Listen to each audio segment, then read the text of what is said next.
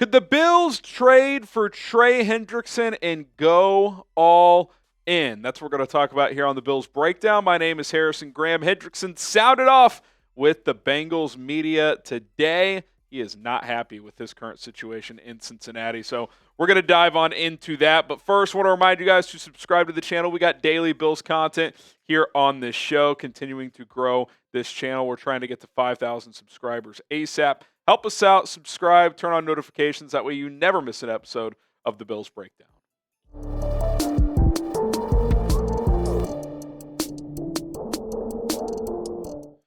All right, I'm Harrison Graham from Chat Sports. Let's kind of set the stage here. Trey Hendrickson, pretty fed up. He reported to the Bengals practice facility today, not to practice, not to work out. He was in golf clothes. He actually played a round of golf this morning before showing up.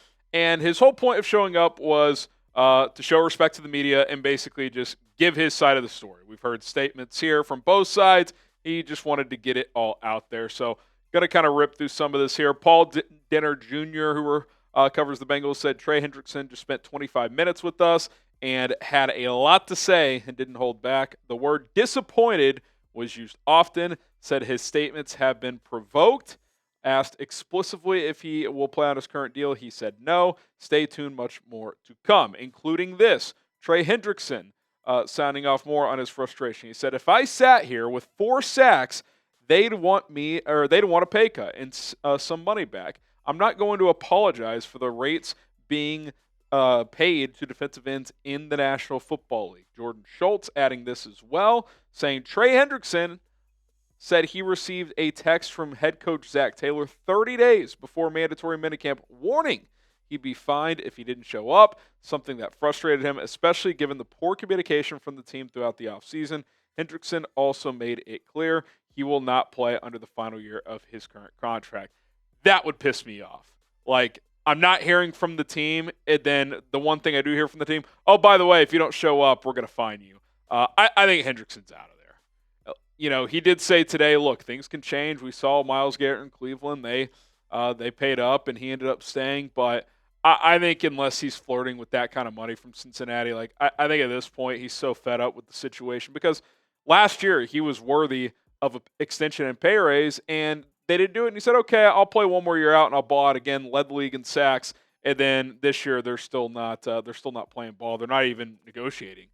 It sounds like, and they're threatening to fine him over some minicamp that Trey Hendrickson probably doesn't even need. So if you're the Buffalo Bills, this is the Bills channel, of course, do you just try to get in on these sweepstakes? Do you try to make a move to go get the sack king? Because the Bills have a good depth defensive line. But to me, they're lacking that true dominant player. Ed Oliver isn't quite that. Greg Russo isn't quite that. Joey Bosa as a rotation piece is fine. But I don't think he's getting back to his peak. You got Sanders, Epenesa, Ogunjobi. Like, you've got good players, but where's the dominant player? Trey Hendrickson would come in and provide that. Like, hey, I'm going to go give you 12 to 17 sacks and just be a dominant presence. And if you have a dominant player with the other quality players they have, the amount of one-on-ones that open up for these other good players, Russo, Oliver, and company, is going to be tremendous if you could pull this off. If you are the Buffalo Bills. So I'd be thinking long and hard about this if I was Brandon Beane and company and trying to make a move that pushes us over the top. Because I think it's been a good, sensible offseason for Buffalo, but you're still lacking that, like, okay, that's a dude that could change our fortune, that I could put us over the top. Like, if you're the Bills, that's kind of what I'd be thinking at the end of the day. Now, you'd probably have to pay a premium. The Bills and Bengals have been very competitive with one another in recent years to try and break through and get past the Chiefs, the Ravens, etc. I don't think you're going to get, a cheap deal and a trade to go get Trey Hendrickson. I think an NFC team, probably just one day 2 pick would do it. Maybe even a 3rd round pick, depending on the team. I think if you're Buffalo, it's going to have to be a high day 2 pick and maybe something more. So this is kind of the idea I threw out there. Trey Hendrickson to Buffalo and a 4th round pick back for a 1st and AJ Epenesa. I think Cincinnati, especially with Buffalo, who's going to be picking at worst in the 20s, I think they would want a 1 from Buffalo. Send back a 4, throw Epenesa in the deal because then he becomes like your 4th edge rusher. You don't really need him at that point in time, and you just kind of call it a day. Like if I was Buffalo, I'd probably pull the trigger on this because ideally that first-round pick is 32 overall, and I break through and win the Super Bowl. Would you do this trade, Bills fans? I want to hear from you.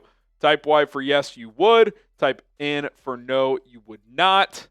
Again, I would. I'd be pretty tempted, man. Would Cincinnati trade him to Buffalo? I don't know, but if you offered a pretty offer like that, that would at least be enticing. And again, do you want to go all in or not? I feel like Buffalo's had this sensible, just like let's keep building the roster standpoint. You can never go wrong with that, but you only get so many cracks at this. You only get a Josh Allen once in a lifetime. You'd hate to look up in 5-7 years and not win a Super Bowl with this guy. So if I can get Trey Hendrickson, if I can get him on board, even if I have to pay a premium to do it, I think I'm doing that if I am Brandon Beane. Okay, let's talk a little schedule. No Bills leaks as of yet. There was rumors that Josh Allen was going to go on the Today Show and make some big announcement for NBC, which sparked Week 1 Sunday Night Football. That did not happen. Now, we don't know who's Week 1 Sunday Night Football yet, so maybe it could be Bills even against the Bengals. That's been rumored. Who knows? Bills-Ravens has been thrown out there. We'll have to wait and see. But as of now, the Bills are one of several teams that have not had a game announced or even leaked at this point in time. There were also some rumors, some chatter that they could get one of the international games. That is not the case, as you see. That it is fully set, except for that first one, but the heavy rumor there is Chiefs-Chargers in Brazil. So doesn't look like they're getting an international game despite those earlier rumors. So we'll have to wait and see what the schedule looks like for the Buffalo Bills. You would have to imagine they're going to have, 3 to 5, 3 to 6 primetime games, but doesn't sound like they're going to be on Christmas either. Maybe they will. That's not fully confirmed. But we'll find out more tomorrow, and maybe today some leaks could come out, but some official announcements tomorrow. Wednesday morning, the CBS Morning Show, I think it's just called CBS Mornings, they're going to make some kind of announcement, so maybe their Week 1 afternoon game, who knows. So keep an eye on that. Sometime on Wednesday, before the full schedule release, Netflix is going to announce their 2 Christmas games. We already know the Christmas night game, which is Chiefs-Broncos. That's a Amazon Prime Video game. Netflix has, I would assume it's noon and 3:25, whatever it is, for that day. And then the full schedule will drop 8 o'clock Eastern time on Wednesday, and we should have it all covered for you right here on the Bills Breakdown. Who do you guys want to play in Week 1? Let us know in the comment section below who you would like to see the Bills go up against. High-profile game would be fun. We'll see if the NFL ends up doing just that. All right, that's going to do it for the Bills Breakdown. My name is Harrison Graham. Myself or someone will be back tomorrow breaking down the 2025 schedule, so stay tuned for that. We'll see you then.